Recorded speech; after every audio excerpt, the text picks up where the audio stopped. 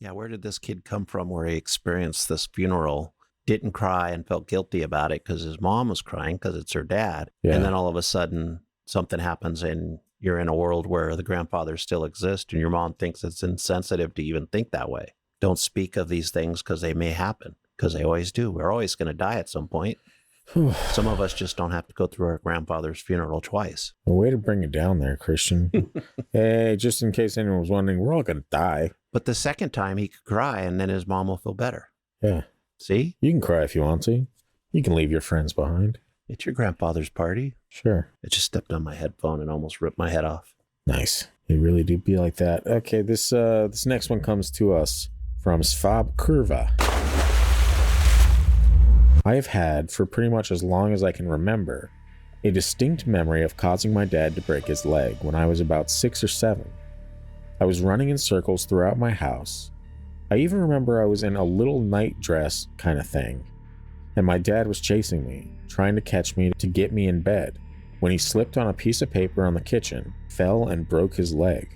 I even remember me and the fam going to the hospital and bringing him sandwiches. I remember the view of the hospital windows. To this day, I can still visualize bits and pieces of the whole thing, but it never happened. In this lifetime. So you think this is like, again, just like an instance where it's past life Could be. memory. I mean, that makes... But why would it be the same dad? You know what I mean? Maybe according to people that believe that, sometimes you get the same dad, or your dad's your brother, or your mom's your sister, something like that. Or Who knows? Bob's your uncle. Bob is definitely your uncle. Yeah. That is always a thing. Yeah, it truly is. I mean, that makes more rational sense than almost constructing a memory out of nothing. Yeah. Like your memory is based on something that's kind of cloudy, so you can fill in the blanks, because we always fill in the blanks of everything. That's just part of the way our brain works. Yeah.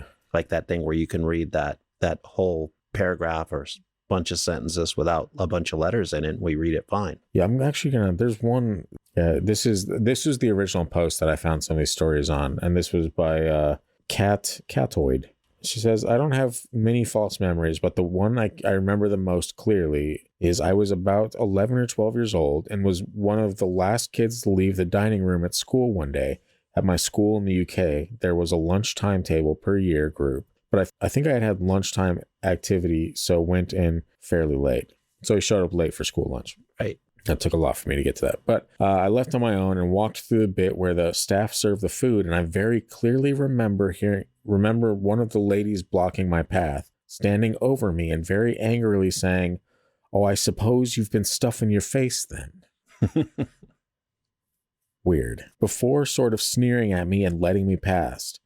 I am convinced that this did not actually happen. The dinner lady in question was super nice and pleasant to talk to. I had never experienced her being like this ever, or to anyone else by all accounts.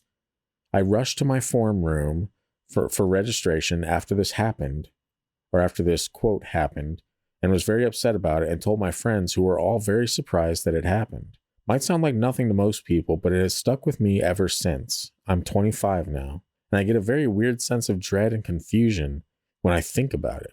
I'm convinced it never happened. I know it sounds like nothing, but I wanted to post, as I've never really told anyone about it. If it had truly happened, I would not still be thinking about it so many years on. So that's just a weird thing. That's a weird thing to really like experience or whatever, you know? She needs to let it go. Well, that for sure. She needs to put it on a piece of paper, crumple it up and light it on fire and just let it go. Yeah. That's just, I don't know, man. Like, it's a weird thing for like your head to randomly make up. It's a weird memory for you to randomly have that didn't happen. Especially one that lasts that long.